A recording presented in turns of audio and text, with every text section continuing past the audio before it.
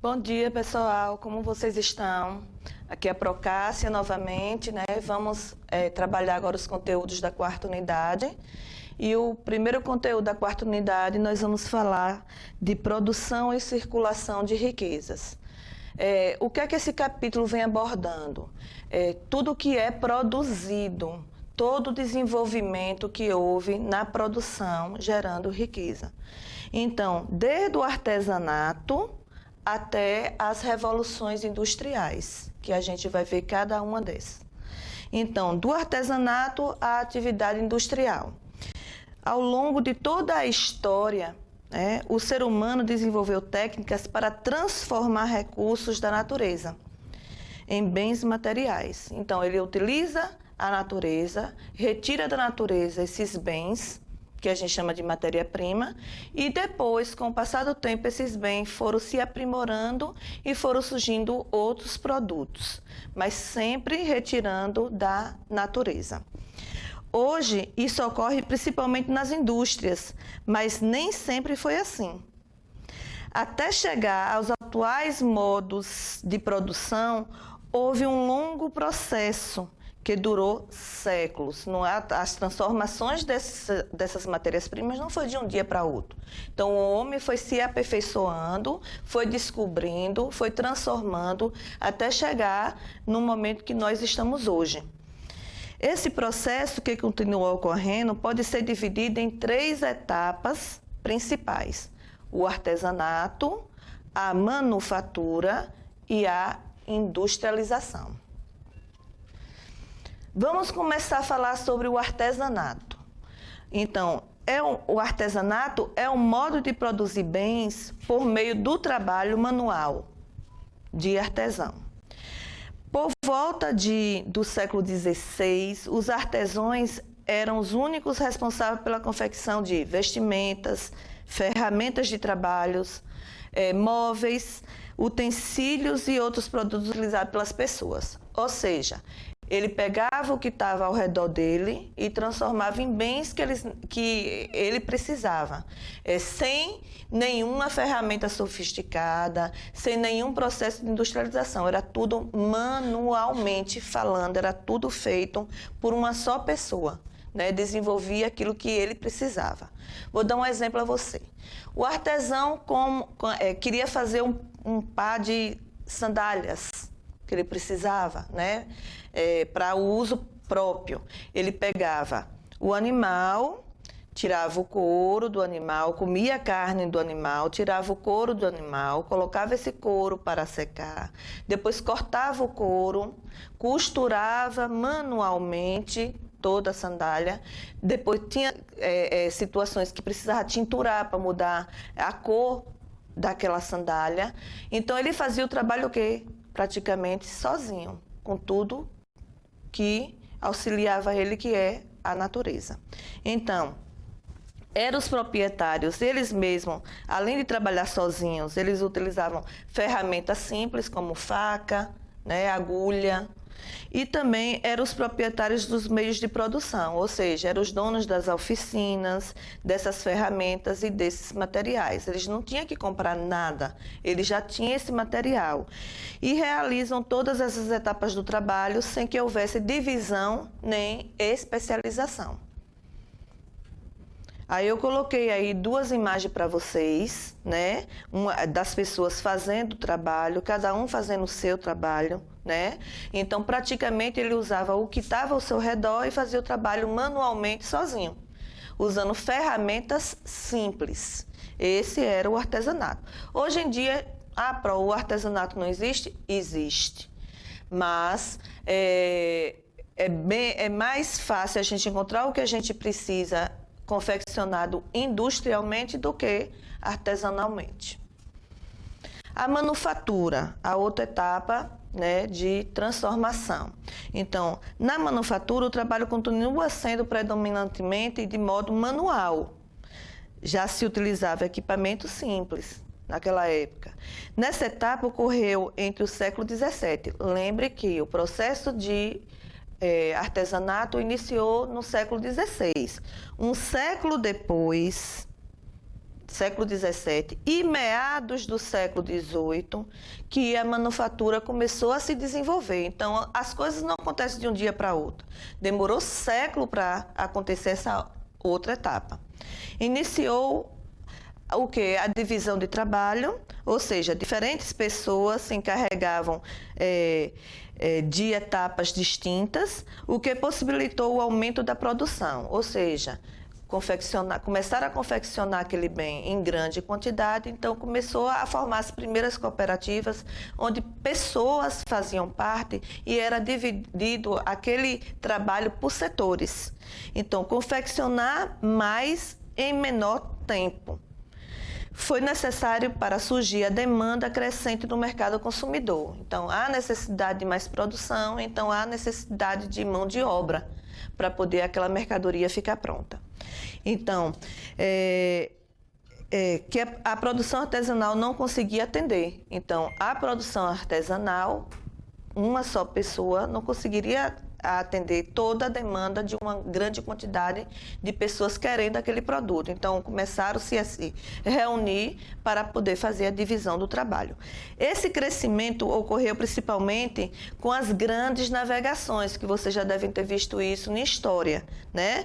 Que com essas grandes navegações foi responsável por ampliar todo o comércio europeu, tanto em direção ao Oriente quanto em direção à América. Então, o mercado se desenvolveu, as grandes navegações, ela ampliou esse mercado europeu, então a mercadoria tinha que chegar nesses lugares. Então, para chegar uma grande quantidade de mercadoria produzida, precisava de mão de obra. Aí foi quando começou a dividir os setores, cada pessoa ficava com um setor específico, para depois concluir o produto e vender. Então, os lucros cada vez maiores. Se eu produzo muito, óbvio que eu vou ter lucro, né? O que importa no final das contas, é o lucro. Então, decorrentes da produção manufatureira iam para as mãos dos mercadores, que eram os donos dos meios de produção. Eram os donos que tinham os equipamentos, as ferramentas e as matérias-primas. E das manufaturas, que são as oficinas onde os artesãos eram reunidos para trabalhar em troca de um salário. Então, nessa época, aquelas pessoas que estavam reunidas ali fazendo aquelas etapas do processo para poder o produto ficar pronto, já trabalhava em benefício de em troca do seu próprio salário. Então, eu vou trabalhar para aqueles que têm as ferramentas, para quem tem a oficina, para quem tem aqueles equipamentos, mas em troca eu vou receber o meu salário pelo aquele serviço que eu estou prestando. Aí eu coloquei duas imagens aí para vocês, eles trabalhando já, né, com mais pessoas, dividindo o trabalho. Percebam que na imagem do lado esquerdo já tem uma pessoa cortando o couro, outra já tirando a medida do sapato, uma já tinturando, né? Então, assim, era feito por divisão de trabalho. Cada pessoa trabalhando naquele lugar ficava responsável por uma tarefa. Assim, né, o produto ia ficar pronto mais rapidamente, ia vender mais e os donos dessas oficinas, desses equipamentos, iam obter mais lucros. Aí veio o processo de industrialização, que é a terceira etapa. Vimos artesanato, manufatura e agora o processo de industrialização. Então, o mercado consumidor foi crescendo, né, cresce cada dia mais, assim como a demanda por matéria-prima. Então, quanto mais cresce o mercado de trabalho, né, quanto mais as pessoas consomem, mais nós temos que retirar da natureza a matéria-prima para essa transformação. Então, houve incremento de mão de obras, que foi aí um incremento da mão de obra, que são a mão de obra dos trabalhadores, e o desenvolvimento de novas tecnologias.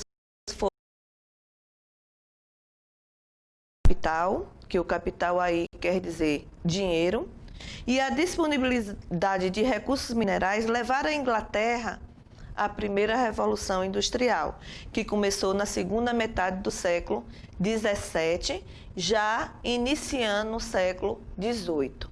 Então, a primeira revolução industrial aconteceu na Inglaterra no início do século XVIII. Então, o que foi que houve nessa primeira revolução industrial? A invenção da máquina, movida a combustíveis fósseis, né? E o primeiro combustível fóssil que fez mover essa máquina foi o carvão mineral. Porque a Inglaterra, né, tinha uma abundância desse recurso considerado como combustível fóssil. E ele, proveniente do calor, ele fazia movimentar essas máquinas para poder auxiliar o trabalho do homem. Depois do carvão mineral, que veio a outra matéria-prima que foi mais eficaz nesse processo de desenvolvimento industrial, foi o petróleo. Mas antes, o primeiro foi carvão mineral, que possibilitou a substituição de grande parte do trabalho manual dos artesãos e o aumento expressivo da produção. Então, o trabalho se tornou mais especializado, com cada trabalhador fazendo apenas uma parte daquele processo produtivo. Os donos dos meios de produções, que eram os donos das máquinas e matérias-primas, operários, reunindo-os em fábrica que produziam cada vez mais, possibilitou o aumento do lucro. Então, se eu produzo muito, cada dia mais produzo, mas cada dia mais eu vou obter lucro.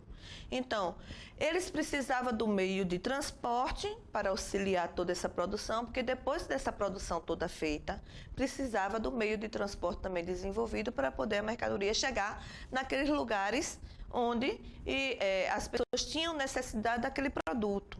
Então, os meios de transporte que eu utilizava antes nessa produção era a força dos animais ou dos ventos, né? Também passaram por mudanças, sendo aos poucos substituído por máquinas a motor, a combustão, e mais velozes, elas possibilitaram levar os produtos para mercados mais amplos e distantes em tempo menor. Então, cada dia que passa, esse meio de transporte fica mais velozes, mais sofisticados, mais eficazes, e aí essa produção feita chega em tempo menor até aquele consumidor. Aí eu coloquei duas imagens também, mostrando para vocês as primeiras máquinas auxiliando o trabalho do homem, né, que foi proveniente, que a gente considera esse primeiro processo como a primeira revolução industrial. E aí, continuando falando sobre a Revolução Industrial, né, dizendo para vocês que ela promoveu grandes mudanças, e não apenas no modo de produção, ela também contribuiu para a organização de novas cidades, porque muita gente morava no campo e foram para as cidades, então passaram do espaço rural e foram para o espaço urbano. Então esse processo dessas pessoas saindo do espaço rural e indo para as cidades, a gente chama de êxodo rural, né? Porque o desenvolvimento, antigamente, essas pessoas moravam mais no espaço rural. Com a necessidade de contratação de mão de obra, muitas pessoas saíram do campo e foram para a cidade. Então, essa saída de pessoas do campo para a cidade, a gente chama de êxodo rural. E onde elas se concentravam próximo às indústrias para poder trabalhar. Antes, o maior número de pessoas vivia no campo, como eu falei a vocês. Então, para o aprimoramento dos meios de transporte e de comunicação, para o desenvolvimento tecnológico e para invenções cada vez maiores no ambiente. Então, houve necessidade de contratação dessas pessoas. Por isso que houve bastante pessoas saindo do campo e indo morar na cidade.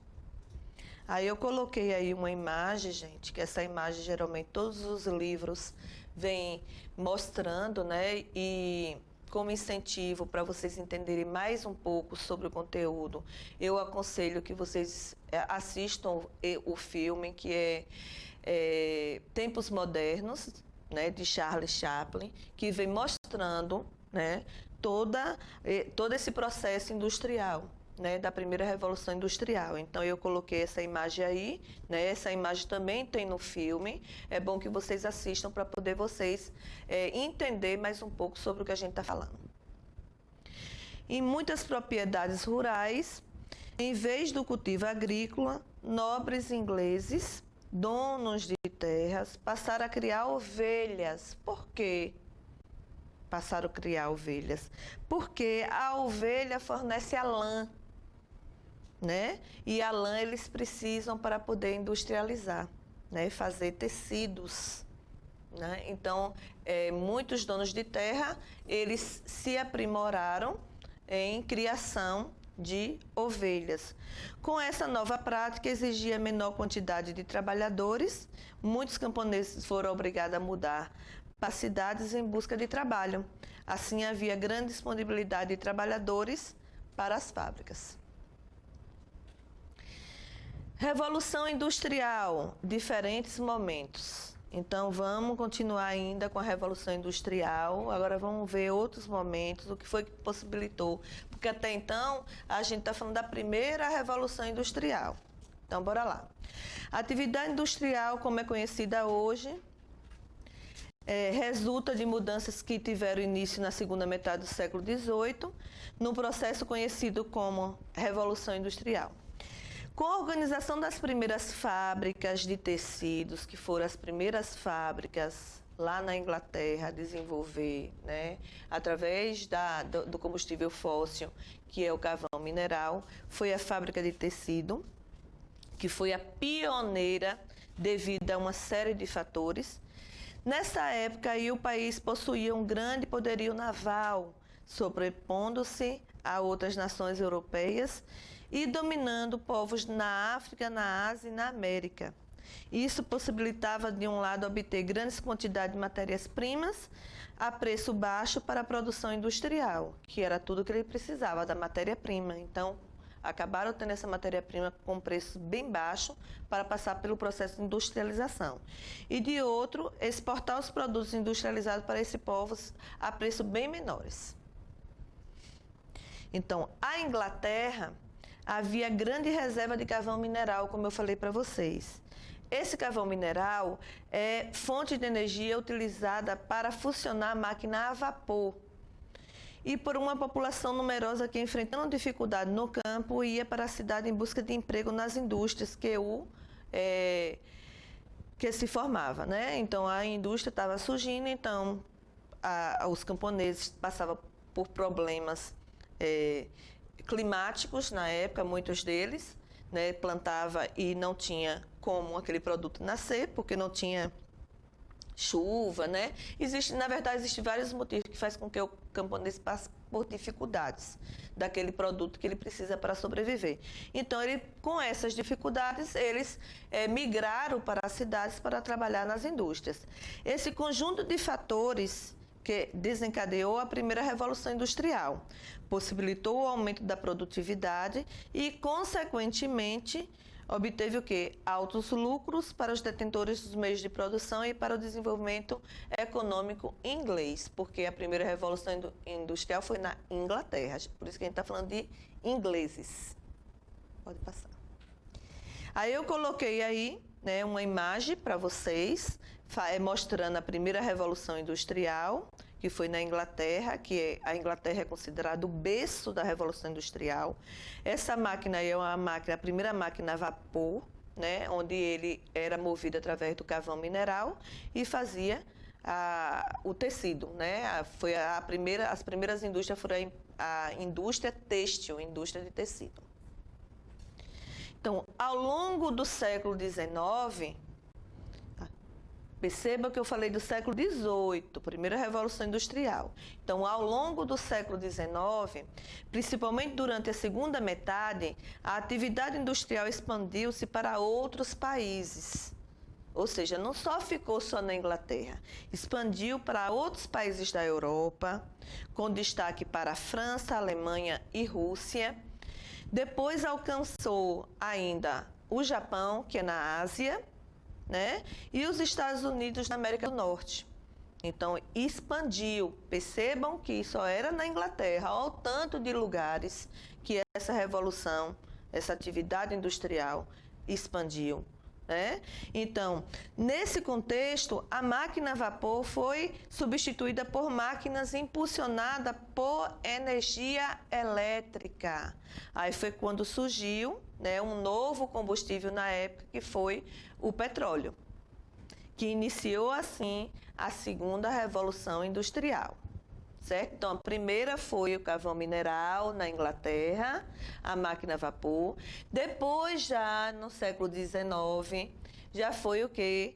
A fonte de energia gerada já foi proveniente com outro combustível fóssil, que é o petróleo, e já se expandiu para outros países, como eu falei a vocês. Então, nesse momento, a produção industrial diversificou-se amplamente em outros tipos de indústrias.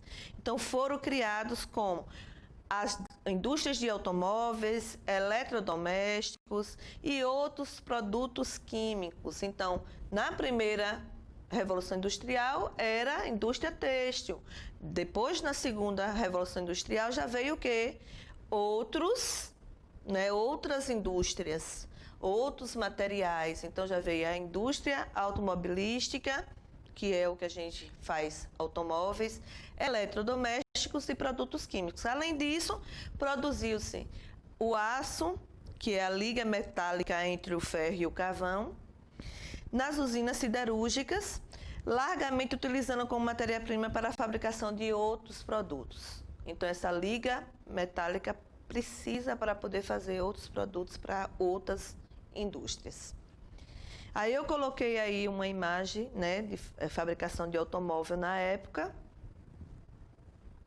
E no século seguinte, que a gente estava falando do século XIX, então no século seguinte, século XX, meados do século XX mais ou menos, a atividade industrial alcançou muitos países da Europa, além dos países latino-americanos, principalmente o Brasil, México e Argentina.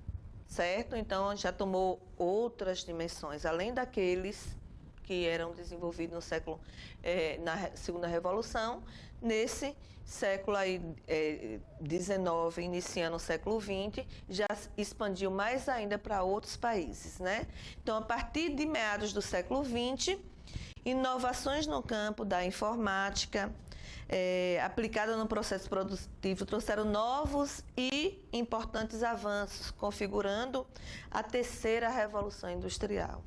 Então, percebam que esse momento de industrialização passou pela primeira revolução, segunda revolução e agora, em meados do século XX, iniciou a terceira revolução industrial, marcada por um acentuado desenvolvimento tecnológico, motivo pelo qual também ficou conhecido como Revolução Técnico-Científico Informacional, certo? Porque hoje já abrange o quê? Muitas coisas, não só na industrialização de bens materiais, mas também na evolução na saúde, na evolução de medicação, então, que a gente vai ver agora. Então, o processo de informatização continua crescendo até os dias atuais. Cada novo aparelho de celular, cada computador, cada videogame, por exemplo, isso é um dos exemplos que eu estou dando, que você encontra na loja e nos sites, apresenta um novo evento desse processo histórico. Ou seja, o celular, vamos falar um pouquinho do celular. O celular, quando foi inventado, era um celular grande, Nem todo mundo tinha, Tinha uma antena enorme, ficava aqui, o pessoal botava aqui na regata da calça. Hoje, levando para o tempo de hoje, como é um celular? Vários aplicativos, pequenininho, não tem aquela antena grande. Então, vai passando o quê? Por aprimoramento. E tudo isso está baseado nesse processo de informatização, que faz parte dessa terceira revolução industrial. Então, vamos conhecer aqui algumas realizações da terceira revolução industrial. Computadores, as áreas de genética, biotecnologia, robótica, entre outros, Tudo isso são realizações que fazem parte da terceira revolução industrial. Foi na terceira revolução industrial que se expandiram as empresas multinacionais. Geralmente essas empresas multinacionais, ela é sediada em países ricos e eles buscam reduzir custos de produção, estendendo-se os negócios para os países mais pobres. São ainda características desse período a intensa substituição de mão de obra humana por máquinas e o desenvolvimento de novas fontes de energia, como a nuclear, que a gente utiliza essa fonte de energia nuclear também na medicina, né? Não só na medicina, mas a gente utiliza, quando a gente chama de medicina nuclear, é aquela medicina que faz tratamento de radioterapia, de quimioterapia, e o desenvolvimento de novas fontes de energia, como também algumas fontes alternativas, como a fonte de energia solar e a fonte de energia eólica, consideradas fontes limpas por não emitirem tantos gases poluentes. Mas o que é multinacionais? As multinacionais, ela também pode ser chamada de transnacionais. Ou seja, como o próprio nome está dizendo, elas são sediadas em países ricos, certo? E são espalhadas filiais para o mundo todo. Então, é o que a gente vive hoje, esse mundo globalizado. Vou dar um exemplo a vocês, a Coca-Cola. A Coca-Cola, ela é norte-americana, a empresa que descobriu, a empresa mãe, como a gente chama, multinacional, fica lá nos Estados Unidos. Mas a Coca-Cola, ela é conhecida mundialmente, assim como a Nestlé, né? E outros produtos que eu estou mostrando a vocês aí, certo? Todos esses produtos aí são produtos de empresas multinacionais. Então, multinacionais, também conhecidas como transnacionais, são empresas que possuem matriz em um país e possuem atuação em diversos outros países. Ou seja, para aquela empresa não ficar mandando lá dos Estados Unidos a Coca-Cola para os outros países, ela acaba montando uma filial naquele país, onde aquela filial vai fazer toda a produção, certo? É o que a gente chama empresa mãe, é a multinacional, foi onde foi inventado, e as filiais é como se fossem os filhos daquela mãe, certo? Então, geralmente são grandes empresas que instalam filiais em outros países em busca de mercado consumidor, e aí esse mercado consumidor tem abundância em energia, matéria-prima, mão de obra barata, então fica mais fácil para poder essa empresa se instalar naquele lugar. Vou dar um exemplo da gente aqui, a mineração e a Mana Gold. A mineração aqui da cidade é uma multinacional. A matriz dessa Yamana Gold fica no Canadá, né? Se eu não estou enganada, é no Canadá. E aí, em estudo dos solos, né, eles fazem estudo para ver onde são encontrados esses minérios e, de acordo com esses minérios encontrados, eles investem em uma empresa filial nesses lugares que tem esses minérios. Aqui, eles detectaram que a cidade tem ouro. Então, uma empresa não vai sair do Canadá para vir instalar aqui para não ter benefício nenhum. Então, se houve todo esse empreendimento aqui, todo esse gasto de montar toda essa estrutura, é porque ele tem um retorno bem mais, financeiramente falando, maior para eles do que se não tivesse investido. Então, o alto desenvolvimento tecnológico proporcionado pela terceira revolução industrial encurtou as distâncias e os tempos em um ritmo expressivo. Então, se houve um bom desenvolvimento em transporte e em comunicação, então esses encurtamentos de distância são provenientes desse desenvolvimento tecnológico.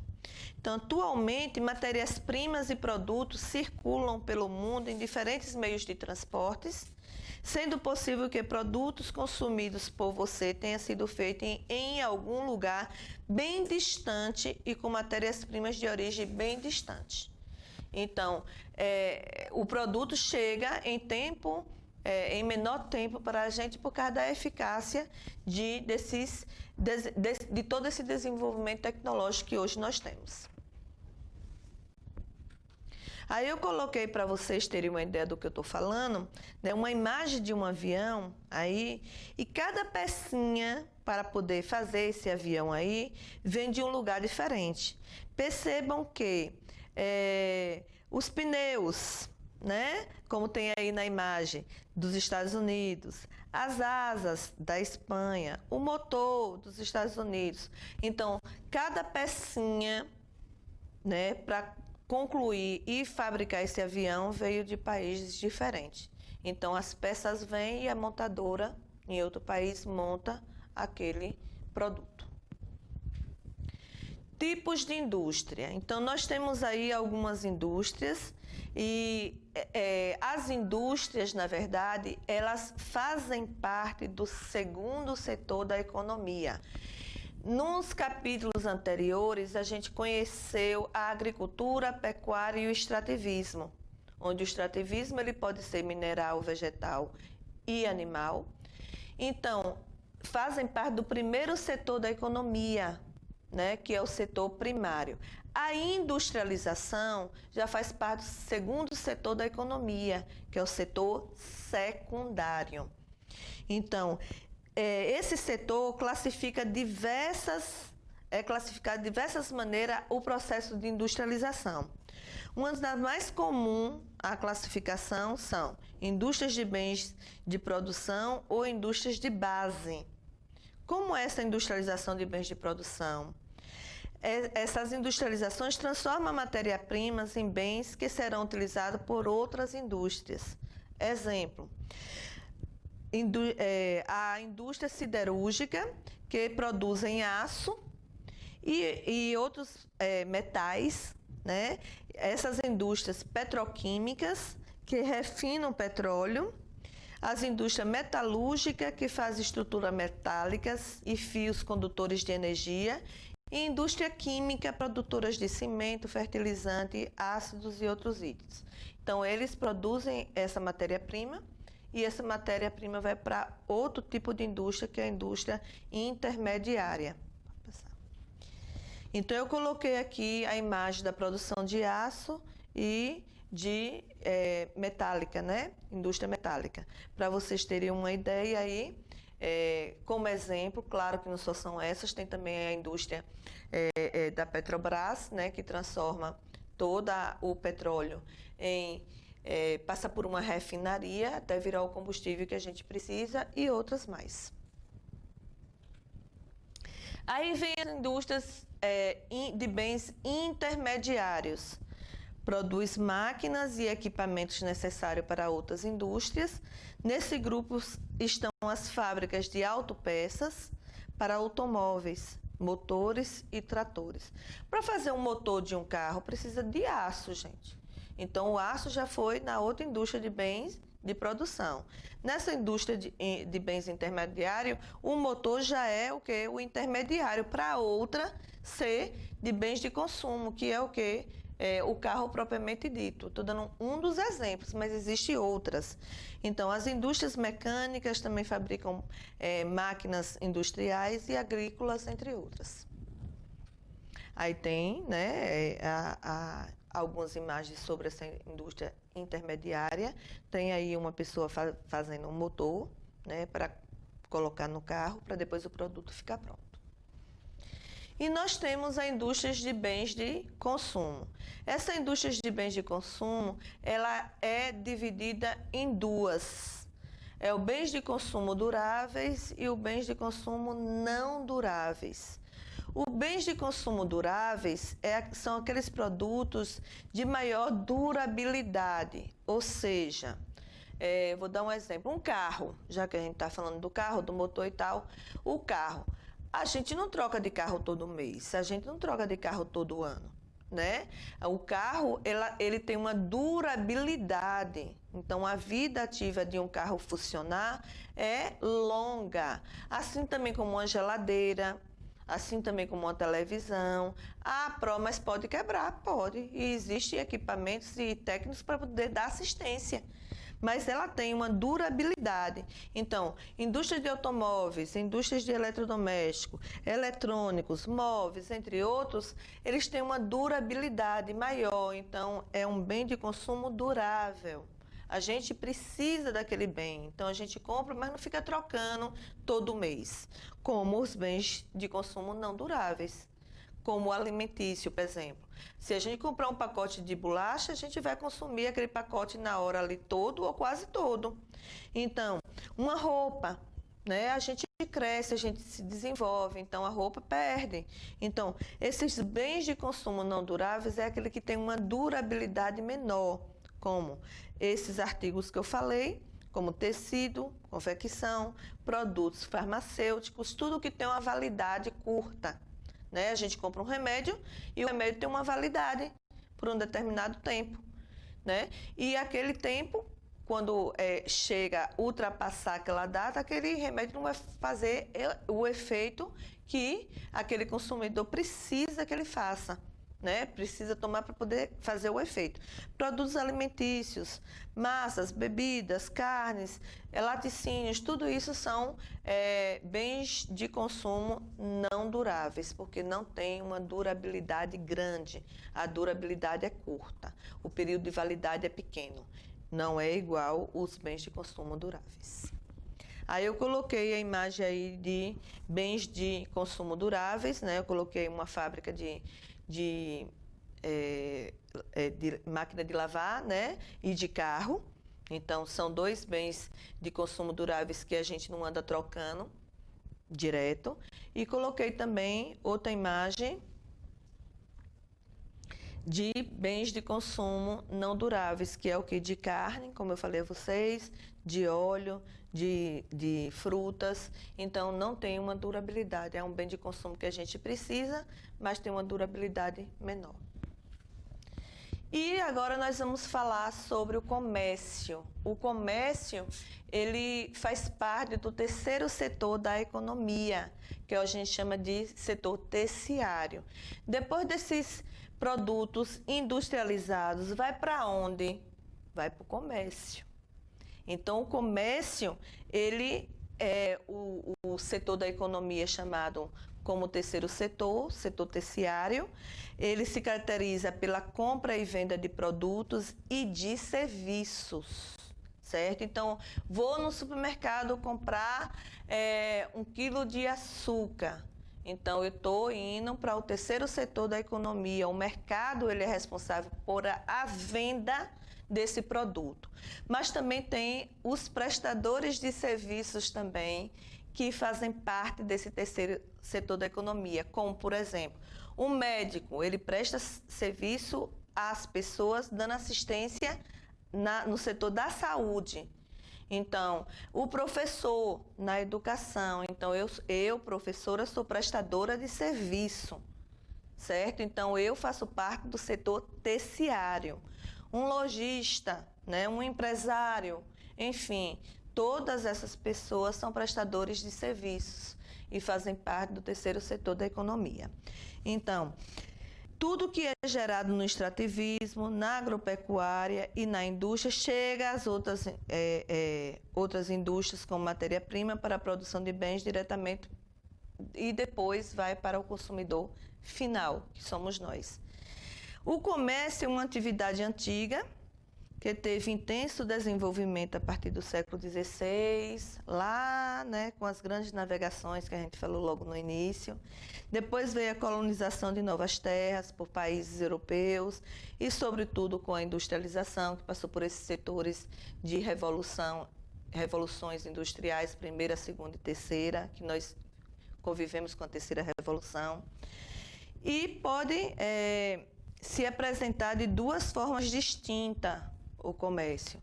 Ela tem o comércio interno, que é quando são comercializadas a mercadoria dentro daquele país, né? E tem o comércio externo, quando é feita a venda para outros países. É o que a gente chama de importação e exportação.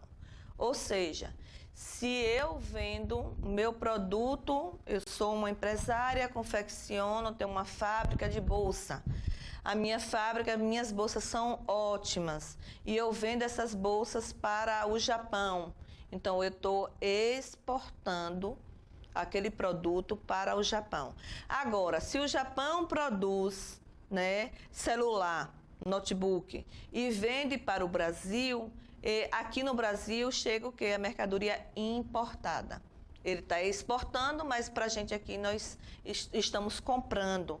Então, é importação de mercadoria. Então, hoje o comércio ele é dividido em importação e exportação, que faz parte do mercado externo, e tem aquele mercado interno que a mercadoria fica só dentro daquele mesmo país. Então, a circulação de produtos no mercado global gera lucros elevados. Quanto mais produz, quanto mais a circulação daquele produto, mais lucros as empresas vão ter, certo? Então, no entanto, ela também pode dificultar o desenvolvimento de alguns setores de nações mais pobres e trazer prejuízos. Isso ocorre porque os países ricos têm maior poder de negociação, conseguindo vender produtos a preço competitivo, ao contrário das nações menos desenvolvidas. Assim, é importante, gente, criar formas de regular toda essa circulação de mercadoria pelo mundo. Então, atualmente, a OMC, Organização Mundial do Comércio, criada em 1995, ele estabeleceu um objetivo. O objetivo dessa Organização Mundial do Comércio é o quê? Estabelecer regras que regulam as negociações entre os países. Então, tem que ter regras, né? Então, para importar, exportar, para essa mercadoria, essa circulação de mercadoria acontecer no mundo todo, existe o órgão competente que faz com que algumas regras sejam colocadas em prática nessa circulação dessa mercadoria no mundo todo. Serviços. Os serviços também fazem parte do setor terciário da economia. Eles englobam uma grande diversidade de atividades. Educação, como eu falei, pesquisas, saúde, limpeza, segurança, estética, lazer, transporte, comunicação, administração pública, finanças, entre outras. Tudo isso são pessoas que trabalham nesses setores que prestam serviços, certo? Então, o serviço pode ser oferecido tanto para as empresas quanto para o indivíduo, que são os consumidores finais. Por exemplo, você e sua família. Quando a gente estuda, a gente está passando por um processo desses serviços onde temos professores, onde está ali auxiliando, ensinando, passando conhecimento. Então, o professor está prestando serviço para aquela pessoa que está cursando, que está fazendo, que está estudando. Saúde, o médico está prestando serviço ao posto de saúde, ao hospital, aquele indivíduo está precisando daquele serviço, e assim por diante. Então, com o intenso desenvolvimento tecnológico promovido pela terceira revolução industrial, as máquinas têm substituído em grande parte a mão de obra humana. Então, as pessoas cada vez mais têm que ficar mais aperfeiçoadas, né, naquilo que fazem, para poder a máquina não tomar o lugar dele naquele espaço. Então, isso acontece tanto no setor primário, na agropecuária e no extrativismo, quanto no secundário, nas indústrias. Muitas pessoas estão sendo realocadas no setor de serviços, o que contribuiu para a terceirização da economia. Então, terceirização quer dizer, existe a empresa e você terceiriza pessoas para trabalhar naquela empresa. Você não tem aquele funcionário, mas aquele funcionário faz parte de outra indústria ou de outra empresa, e aquela empresa está prestando serviço. Vou dar um exemplo. Quando a gente vai no Banco do Brasil ou em qualquer outro banco, tem aqueles vigias ali. Aqueles vigias, eles não passaram por um concurso para ser funcionários do Banco do Brasil. Eles ali são funcionários de uma empresa que o Banco do Brasil terceirizou, precisou daquele serviço e contratou o serviço daqueles profissionais. Mas funcionário como segurança do banco, eles não são concursados. Eles têm um contrato a cumprir, porque a empresa foi contratada pelo banco para fornecer toda a segurança daquele lugar. E assim por diante. Por exemplo, quando a gente quer ter uma empresa grande e aí a gente quer fazer uma limpeza. Aconteceu uma enchente e aí molhou tudo e os funcionários não têm como dar assistência sozinhos. A gente contrata uma empresa de limpeza para poder vir tirar aquela sujeira em grosso. Então, são empresas terceirizadas que auxiliam outras empresas. Diversos fatores levaram ao aumento da demanda por serviço. Entre eles, destacam-se maior número de pessoas vivendo nas cidades, onde se concentra o mercado, né? No caso, o comércio, e inúmeros tipos de serviços, né? Então, é nas cidades que existem esses serviços, em uma grande parte para as pessoas obterem essa assistência estão nas cidades. Então, pessoas passam a conviver nas cidades para estudar, ou para fazer um tratamento médico, ou para trabalhar no comércio, ou para trabalhar nas fábricas. Então, o maior número de pessoas hoje vivendo nas cidades. E temos também aí a globalização da economia, que com empresas produzindo e comercializando seu produto em diversos pontos do planeta, o que aumentou a demanda por serviços administrativos, aumentou também por serviços financeiros, aumentou serviços de transporte, telecomunicação e entre outros. Então, outro também, o fato de as pessoas estarem trabalhando cada vez mais fora de casa, o que fez crescer a necessidade de serviços de creche, ou seja, se aquela pessoa tem um filho pequeno e ela tem que se ausentar da sua casa para poder trabalhar, ela vai precisar que alguém tome conta do bebê. Então, aumentou também os serviços da creche. Então, a demanda, né, pelas creches, hoje, as pessoas, além de ter funcionários nas suas casas para poder fazer a faxina, levar roupa para a lavanderia, tem também que deixar a criança em creche. Então, esse também foi uma demanda, né, importante. Houve também o envelhecimento da população, né?